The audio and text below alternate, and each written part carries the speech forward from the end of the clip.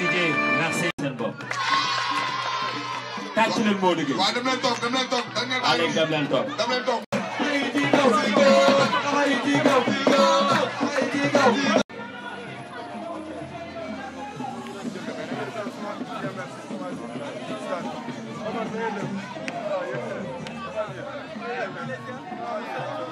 demal baax.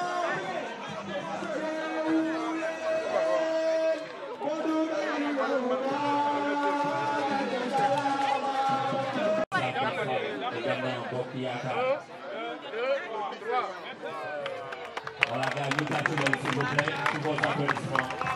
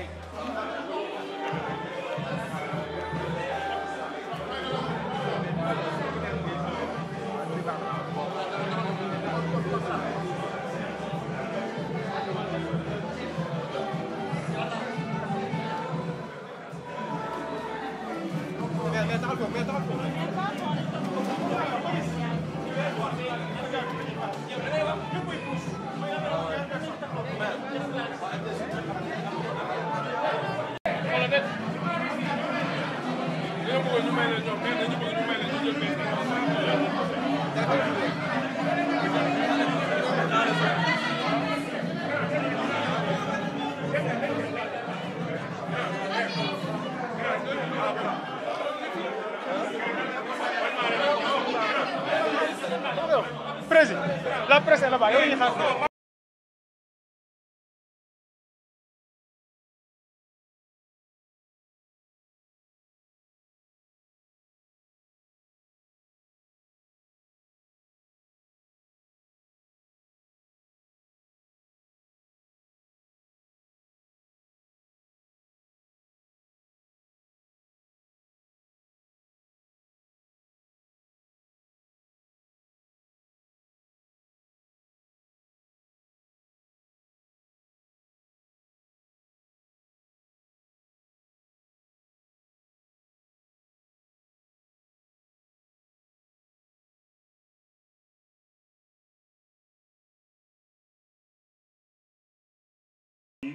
commencé à devenir un peu plus paresseux. Alors là, lui, il s'était érigé en leader de la classe. Boo yéexee tuuti moom mu daal di dugg ci biir classe bi commencé diriger classe bi di joxe enseignement apprentissage yi en attendant que maître bi ñëwaat.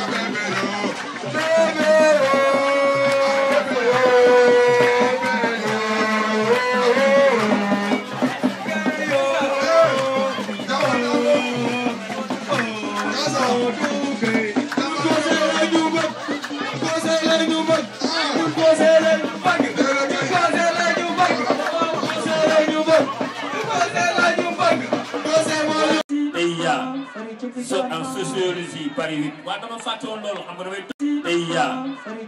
en sociologie Paris 8 waaw dama fàtte woon loolu xam nga damay fari cëkk càmbar aywañeey symboliquement mu dee xale wala leen voilà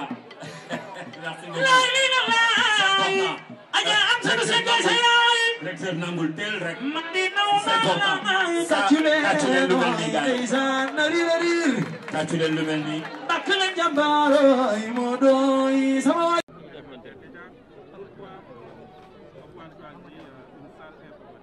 Pourquoi j'ai choisi? Une salle informatique. Je pense qu'aujourd'hui, On est à une époque où les mutations sont profondes, mais aussi elles sont très rapides. On est à l'ère de l'informatique, on est à l'ère du digital. Ce sont des défis qui nous interpellent en tant que société, ce sont des défis qui nous interpellent en tant que gouvernants, en tant qu'acteurs de la société. Et nous pensons que les enfants de cette génération qui n'auront pas la chance de côtoyer l'outil informatique très tôt, qui n'auront pas la chance d'être bilingues, je l'ai dit tantôt dans mon discours, ces enfants-là seront considérés comme des analphabètes demain. Conscients de ces enjeux, conscients de l'importance du digital aujourd'hui et demain, nous avons pensé qu'il est un impératif de construire une salle informatique à offrir à nos cadets, à nos neveux, à nos enfants, qui aujourd'hui sont les apprenants que nous avons été il y a quelques années de cela. Nous pensons qu'il est de notre devoir de répondre à cette interpellation générationnelle, notre devoir de répondre à cette interpellation de notre temps pour que les apprenants d'aujourd'hui puissent se mettre à niveau. Parce qu'on parle de la fracture numérique. La fracture numérique, elle n'est pas seulement entre pays, elle est aussi entre zones d'un même pays, ou entre quartiers d'une même ville, ou entre villes d'un même État. Donc il est de notre devoir, nous semble-t-il, d'essayer de juguler cette fracture numérique, d'essayer de la combler du mieux que l'on peut. Aujourd'hui, c'est un début. On l'a fait à l'école où on a nous-mêmes eu notre entrée en 6e, où on a été élèves comme les élèves qui y sont aujourd'hui. Et ce n'est qu'un début, c'est un engagement que l'on prend.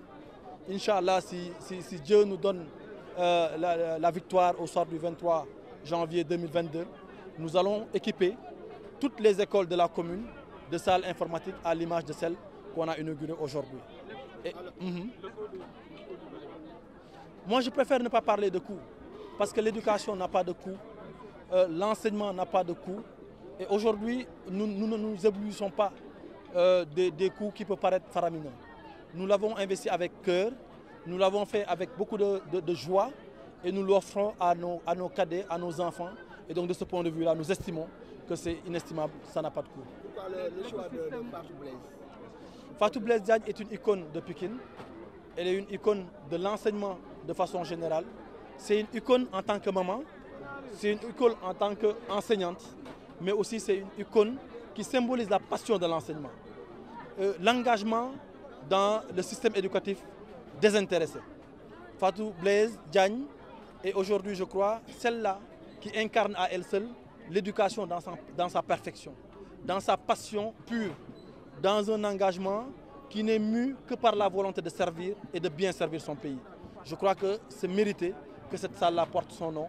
Et Inch'Allah, dans les autres inaugurations que vous aurez certainement le plaisir de couvrir, nous allons honorer d'autres filles et d'autres fils de Pikine. Je crois qu'aujourd'hui, on a honoré la femme, on a honoré l'enseignante, on a honoré le corps enseignant, on a honoré la passion de l'enseignement simplement. L'écosystème a réellement le budget pour doter toutes les écoles de la commune de salles d'informatique. Vu que l'actuellement, depuis qu'il est là, est-ce qu'il n'y a pas de difficultés au niveau de la trésorerie pour réaliser telle initiative? Vous savez, une gestion municipale, ce n'est pas seulement l'entretien ou l'utilisation du budget qui est voté annuellement par le conseil municipal. C'est aussi des stratégies, c'est aussi du relationnel, c'est aussi d'être en mesure de gérer de façon très rationnelle les deniers qui nous sont confiés. Aujourd'hui, je crois que si on gère très bien les deniers qui nous sont confiés, sur un mandat de 5 ans, il est possible de doter non seulement les écoles élémentaires de la commune, mais aussi les cases de tout petit, parce que c'est important de doter les cases, celles-là qui existent, parce qu'on en a une seule dans la commune, ce qui est une aberration, mais aussi celle, Inch'Allah, qu'on va construire dans l'avenir pour nos enfants et nos petits-enfants. La couverture numérique est un grand chantier pour l'État du Sénégal. Alors, que pensez-vous donc de ceci? Leur initiative de créer des agences, elles-mêmes dédiées à l'utilisation, mais aussi à la vulgarisation de l'outil informatique. Je pense à l'ADIE, je pense au FD Sud, je pense aussi aux nouvelles missions de la Poste. Tout ça, c'est dire que le président de la République a une vision très lointaine sur le monde d'aujourd'hui et ce qu'il sera demain. Et je crois qu'on n'est pas en reste. Le Sénégal n'a pas à raser les murs devant ses pairs. Le Sénégal est en avance d'ailleurs, si on le compare aux autres pays africains. Et je crois que c'est un défi qu'on a cerné. Il y a beaucoup de prix aujourd'hui que le président a mis en place pour encourager l'étude et pour encourager aussi la recherche dans le domaine du digital et dans le domaine de l'informatique.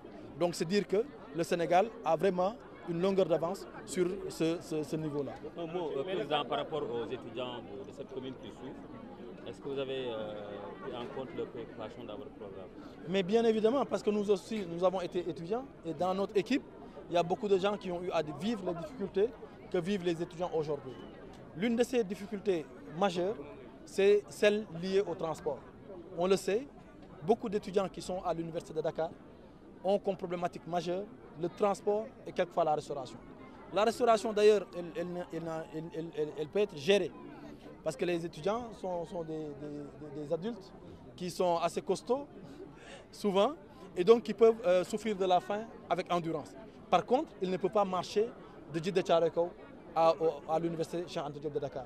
Donc pour nous, la première des urgences, c'est de mettre en place 2 bus dédiés informatique exclusivement digital au transport des élèves de la cœur vers, je dirais, des préoccupations de Dakar d'aujourd'hui et de demain. La subvention pour les autres étudiants qui sont dans les autres universités.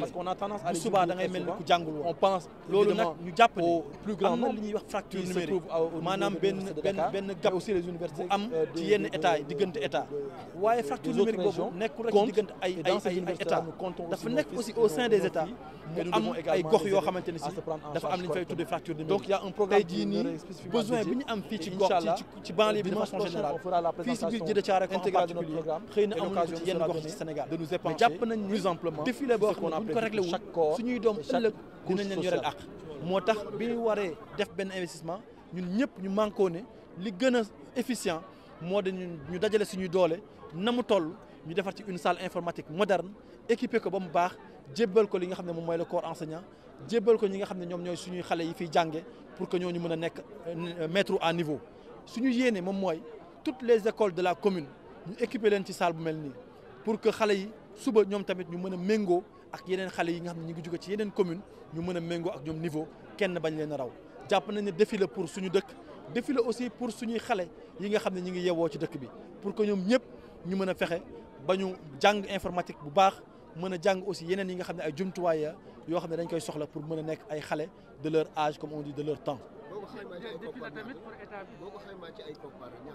non bëgguñu ko xayma ci ay koppar ndaxte jàpp nañ ne éducation amul njëg jàpp nañ ne njàngale ak xam-xam amul njëg moo tax biñ koy defar xalaatuñu njëg gi ni mu toll xalaatuñu li muy jël ci suñuy poos la ñu teg suñu bët rek mooy li mu mën a jariñ suñu population li mu mën a jariñ suñuy doom moo tax liñ ci def bëgguñu sax wax coût bi parce que jàpp nañ ne njëg gi du lu am solo waaye li muy jeexital bi mooy dëgg-dëgg li am njëg.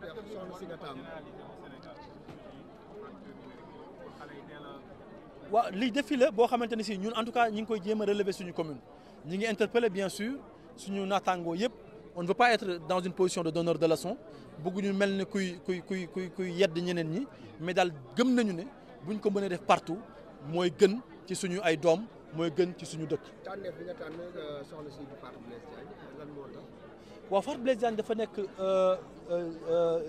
ku am solo ci suñu gox nekk yaay nekk jàngalekat nekk ku gëm enseignement nekk ku jox lépp éducation léppam dundam yëpp daf ko consacré à l'éducation avec passion mu def ko ak aussi ngëm-ngëm def ko ak pas-pas def ko aussi sans xëy na di ci séntu loo xamante ni si moom mooy ay koom daf ko doon def rek ak ndax daf ko bëgg de façon désintéressée gëm nañ ni kon bu ñu honoré Fatou Blaise honoré nañ toutes les femmes du Sénégal bu ñu honoré Fatou Blaise honoré nañ toutes les enseignantes du Sénégal bu ñu honoré Fatou Blaise honoré nañ aussi yaay yi nga xam ne dañuy xëy di bàyyi seen njaboot di dem di liggéeyi ci ay conditions parfois yu difficiles mais lépp rek ngir bëgg seen réew ngir gëm seen réew ngir gëm seen développement wu réew kon Fatou Blaise icône Pikine la icône Djiddah Thiaroye Kao la icône la aussi pour l'enseignement général au Sénégal. étudiants yi la ci banlieue bi dañuy bàyyi ko fi di dem université am nañ ay jafe-jafe ci waa dem ba digg lan moo ciy pexe ak ban programme la ko jàppale. waaw xam nañ ne suñu commune fii commune la boo xam ne bëri na ay familles yu néew doole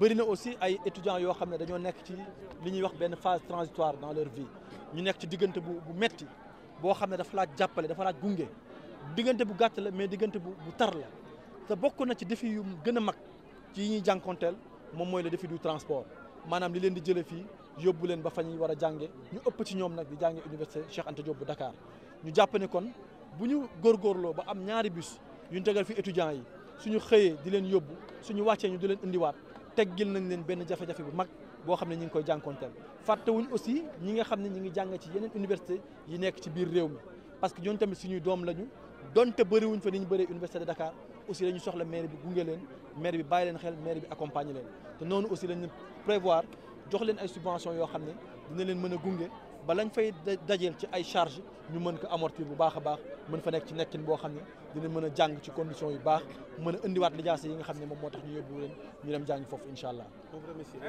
jërë ngeen jëf.